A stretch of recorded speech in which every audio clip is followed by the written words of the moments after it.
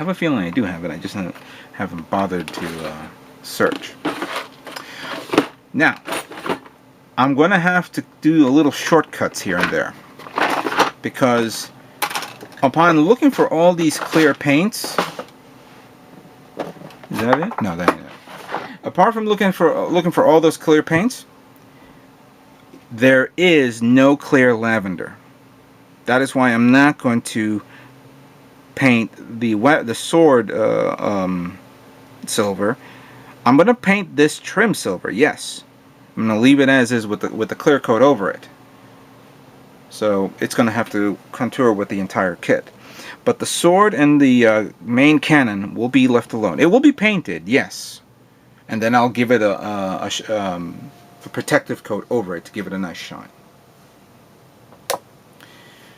Now, I'm not going to use that airbrush like I used before. Instead, I'm going to use my new airbrush that I've just acquired. A Grex pistol airbrush system. This just came in just today. This cost me $85. The dual action pistol like airbrush system. I like the chrome finish on this one. This looks very nice. I can't wait to test it on this guy, especially with the chrome silver. So I have the tools, I have the paints. Let's start building. So right now, as you can see here, I have sorted all the parts based on color. The charcoal, blue, red, somewhat white. PVC is here. And then, since there were so few and far between, black, lavender, and kind of like a light green.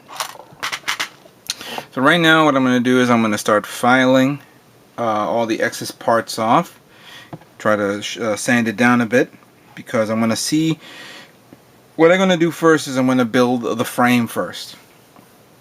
And then finally, once the frame is done, I'll then prepare each of these parts based on the color that I have here and begin airbrushing. Let's see what results we can get out of this. Right now I'm almost done finishing up removing some of the excess plastic off these parts. I've just finished all the colored ones. The last one is the charcoal. And once I finish cleaning this out, I'll just give it a nice like a cold water wash, remove whatever else that's sitting in there, and then I'll proceed on preparing the parts for airbrushing. But there's something that I completely forgot, and I did mention this to you guys a while back. Remember when I got those gas bond balls? These guys?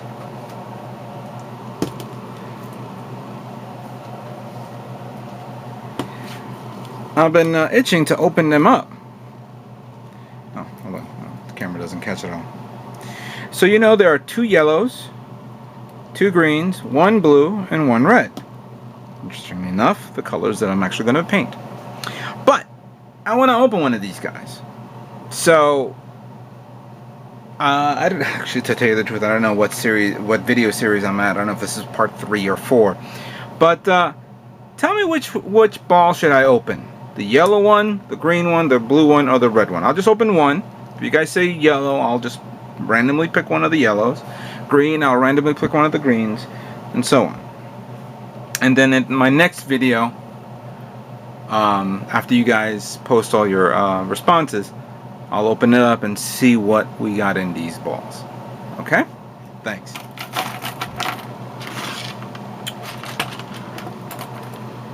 Okay.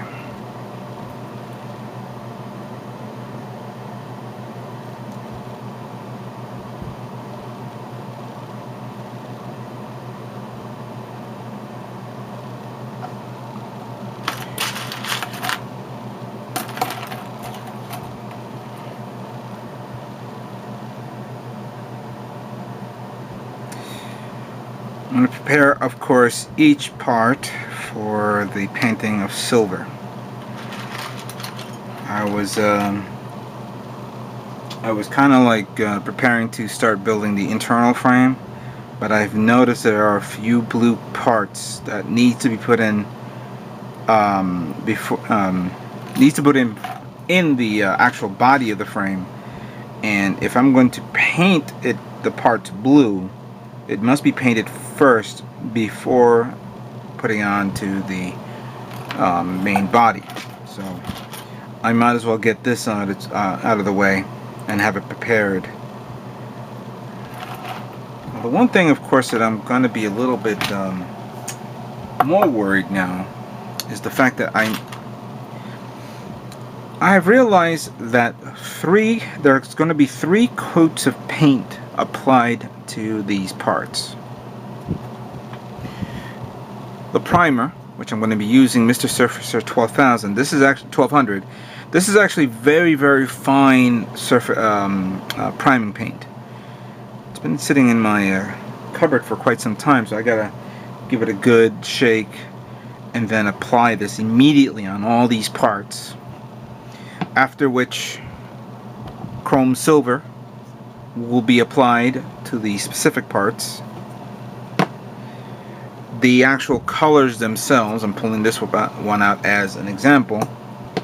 And finally, which I thought I had clear paint, a clear coat. I don't seem to have it, so I'm gonna have to go pick that up. So you're talking about 1, 2, 3, 4 coats that I have to apply to each part, and it has to be a very thin layer. This is going to be very, very difficult and very, very time consuming. I hope I'm not making a mistake.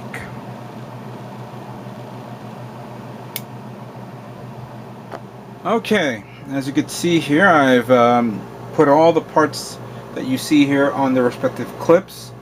I have a section for the blue, I have a section for the white, and I have another block of foam which I'm going to continue on putting in the rest of the colors, or excuse me, the parts on the clips. But I ran into a small problem. This is the last clip. I don't have any more left, and that's a problem.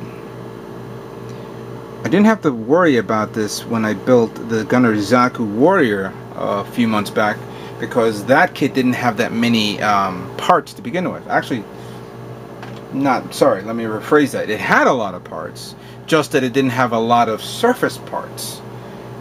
This one has a tremendous amount of surface parts that pretty much constitutes a lot of the kit visually, especially along the lines of the blue, the white, the remaining white, and of course the red and black. I'm not even including the weaponry yet.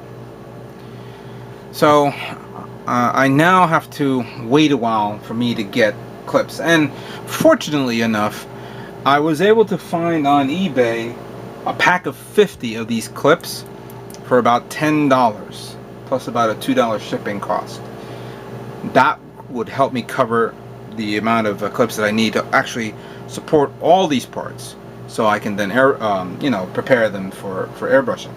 I'm not going to set it up where I'm going to paint them, remove them, put the next part on, and then back and forth. No, I'm not going to do that. I'm going to do it the way I want to do it, even if it takes me a little time to do it. In the meantime, I will start working on some of the other parts that needs to be built, like the arms and the legs, and I'll work on that right now.